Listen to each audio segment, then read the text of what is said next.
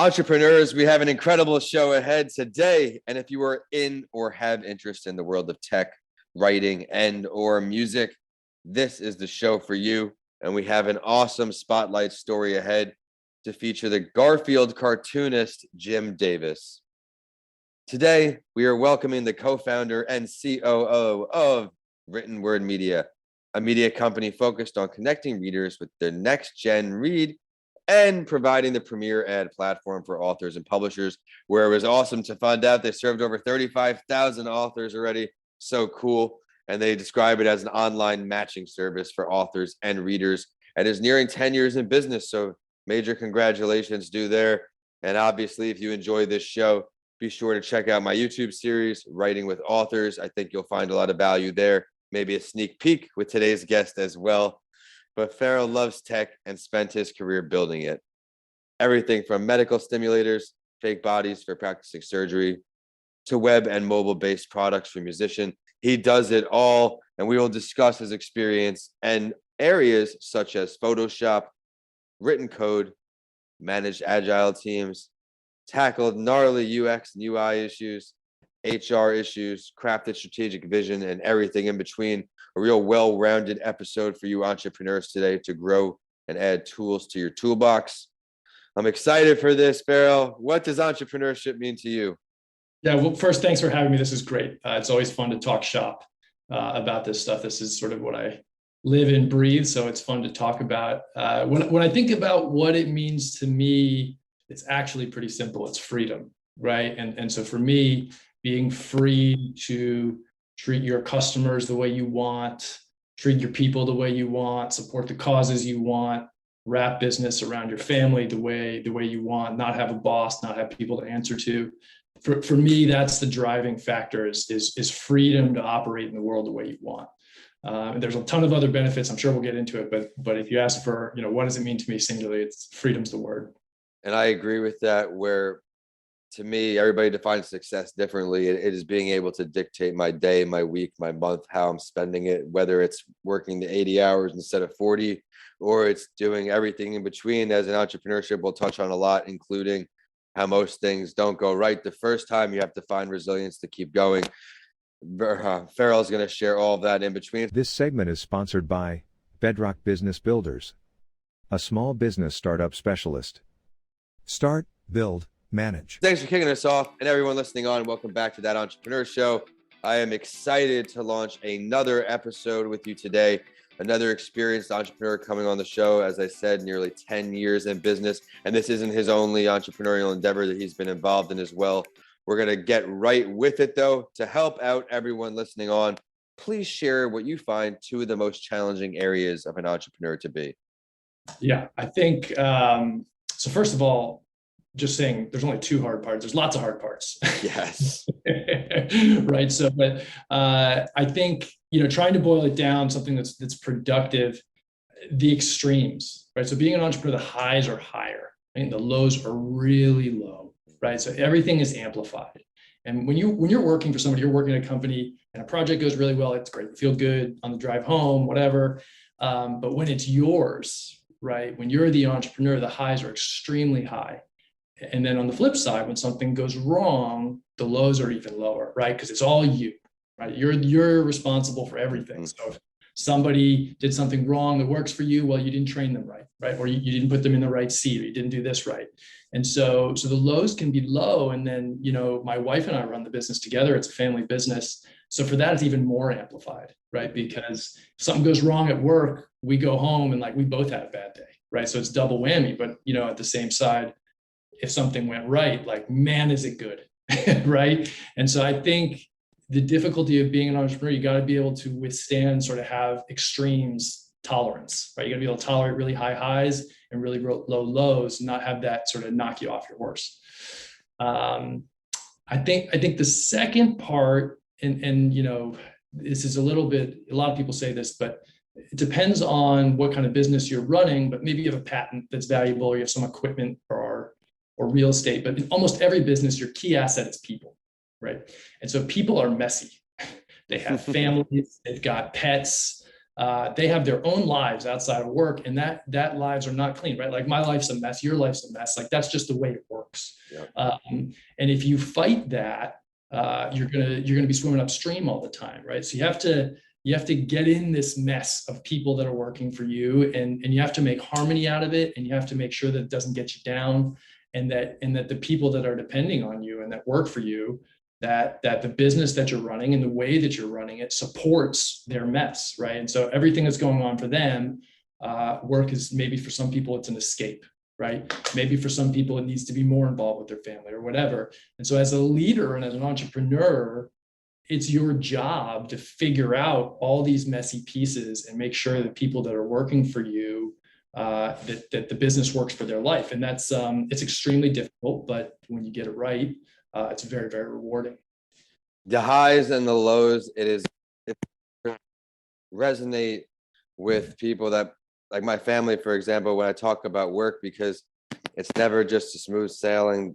This week is this, and the lows are, especially in the beginning when you're not accustomed to maybe such severe drops. It's tough. It takes a mental toll on you as well, and you have to find ways to keep going, connecting with other individuals. And that's one thing I'm grateful for with this show. It's something that for me, at least one of my favorite things I get out of it is I learn so much from each guest. I learn new tips and tools to find ways to succeed, because sometimes you need to find ways to pivot, you need to find ways to shift. I was just talking with him before the show about ways I'm trying to make this show stay fresh and grow. This week we have the Spotlight Story, first episode with it, moving up quite a bit. But before that, we're going to ask our guest how he got into entrepreneurship. And I'm going to say we're connected on LinkedIn. He's got an experienced resume from product development directors, VP of product, multimedia developers. What finally led it to this? Yeah, so entrepreneurship's in my family. My dad was an entrepreneur. I have some cousins that run their own business. And so, if I'm being super honest, I always sort of thought that was my path. I started my first business when I was 15, like lawn mowing, right? I had a bunch of lawn, me and a friend mowed people's lawns, pretty low tech, but I loved it, and then I did some web design stuff kind of on the side when I had my first job. And so, for me, it was always kind of, that was the path. I always kind of knew, I just didn't know what or when. Right. And then, my wife and I, when we met, she has the same thing. It's family history of entrepreneurship, and we wanted to do it together. Right. And so back to that freedom we talked about at the beginning of the show, right? We wanted to be able to wrap work around our family and not the other way around. Right. And so we could only do that if we started our own company. And so we talk about that. And my wife, when we had small kids, she went to being a consultant. So she's doing online marketing consulting. And her mother, my mother-in-law, wrote this piece of religious fiction. And we tried to help her promote it. Like, we're young, like tech-enabled people, right? We're trying to help her figure out how to sell. Couldn't sell the book. And so we're like, oh, this is hard. And so we built this little website, nights and weekends kind of stuff that promoted free books. And we put her book in there to try to give it some juice. And all this time, I'm working at a technology company in the music space called Reverb. And we're living, mostly on my salary, and we're on a health insurance, but my wife is continuing to pick up clients. And this little business that sort of gives away free books, she's running Facebook ads at it. The audience starts to grow. And then one day an author, writes in and says, hey, can I pay you to be on the website? And when that happens, you say yes, right? Entrepreneurship 101. And so we said yes, and we figured out how to fulfill it and get the book on the website and all that stuff. And then, I wasn't that involved for a little while, and my wife was growing the business sort of on the side of her consulting business. And then, we would kind of compare notes at the end of the year, sort of like how, where my salary was at the time, and kind of what her consulting revenue and the revenue from this little business was.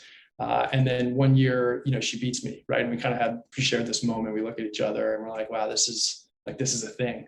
And, I quit my job 6 months later, and we reincorporated the company as Written Word Media. And here we are. An incredible company. I looked all into it. And for me, as a writer and an entrepreneur, it kind of double dips for me. So I'm excited really to have you on the show. Is there anything else you want to talk? Let's talk more about your current business. Let's let the listeners know everything they need to know. Sure. Yeah. So Written Word Media exists to serve authors, right? We exist for the people that write books, that tell stories, the creative class, right? Everything we do is to serve them, make their lives better, spread creativity throughout the world, right? That's our like ethos. The way we do that is through a very effective ad product that we've developed, where authors pay us a small fee, $50, $100. It's all self-service. They don't have to talk to anybody. And we run a targeted ad for them to our reader audience. We have about 1 million readers on our reader audience, so the ads really work. They sell books when authors run them with us.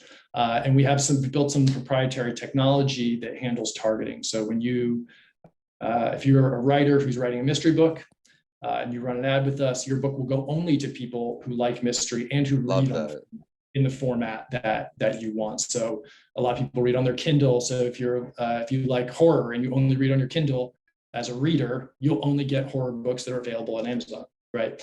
And so it's very targeted. It works very well. We've been very fortunate to work with a ton of authors and help them grow their careers.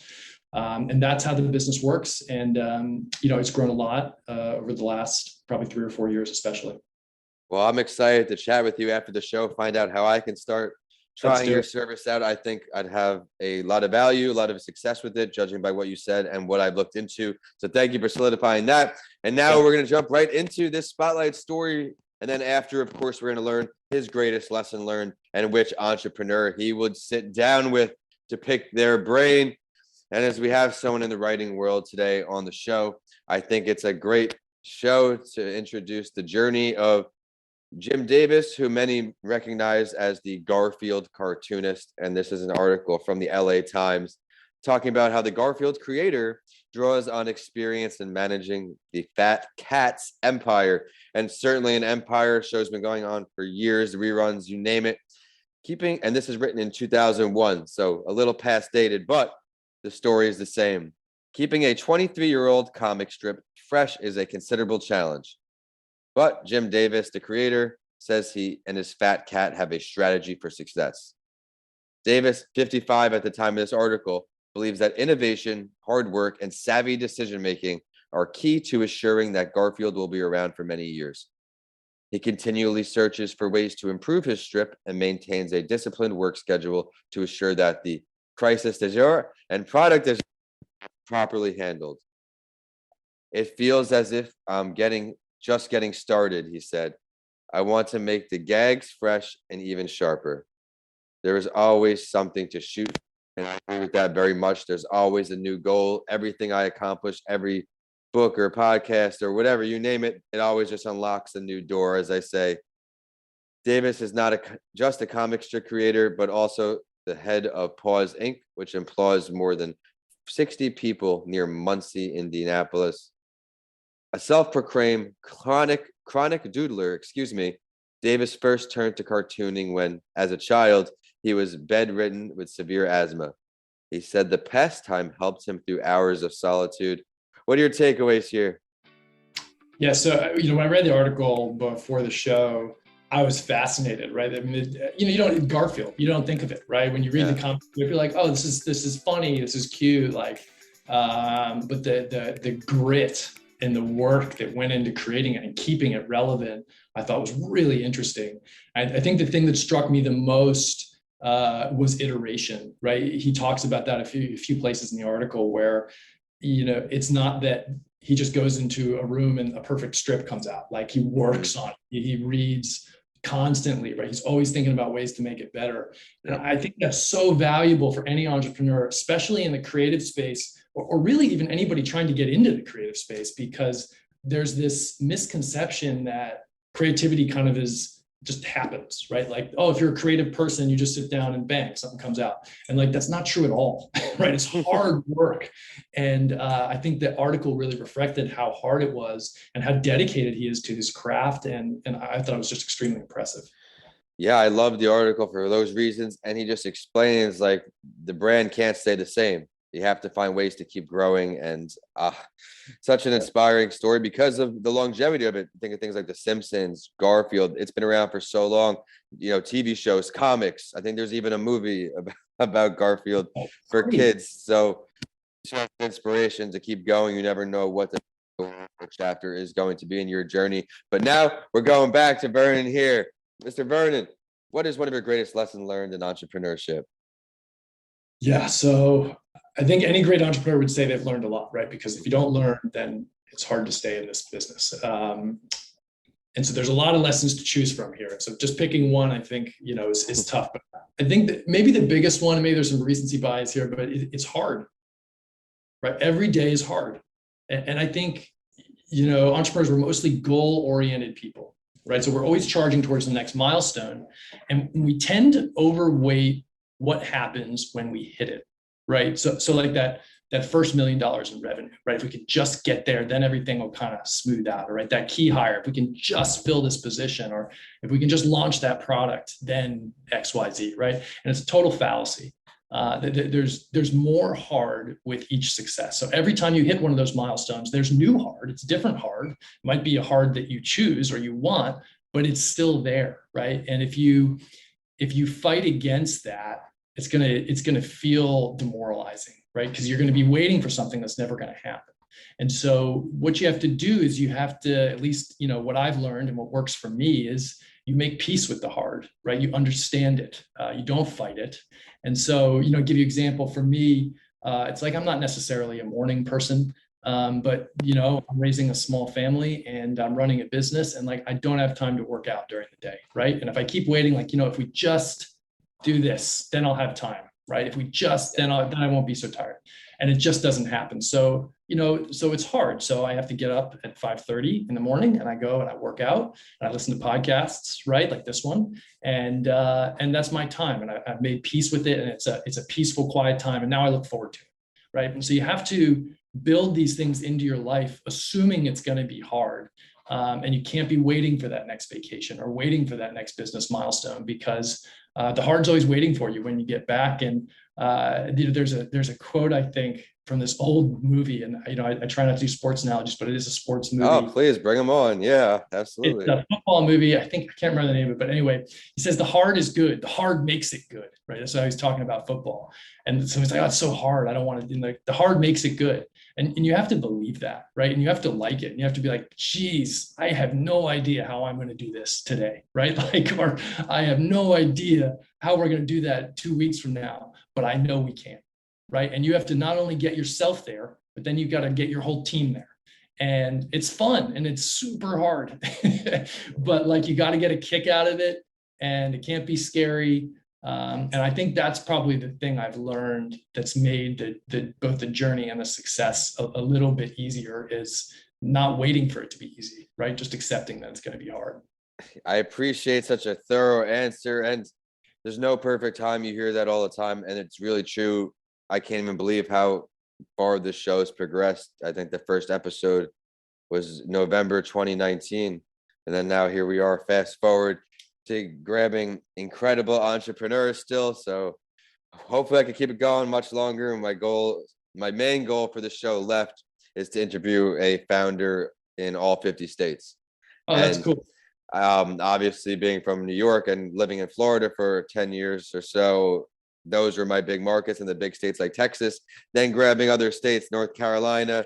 We're working because there are great entrepreneurs in every state, and we just have to find ways to share their story. But before we sign off, let's now learn which entrepreneur is your choice to sit down with and learn from.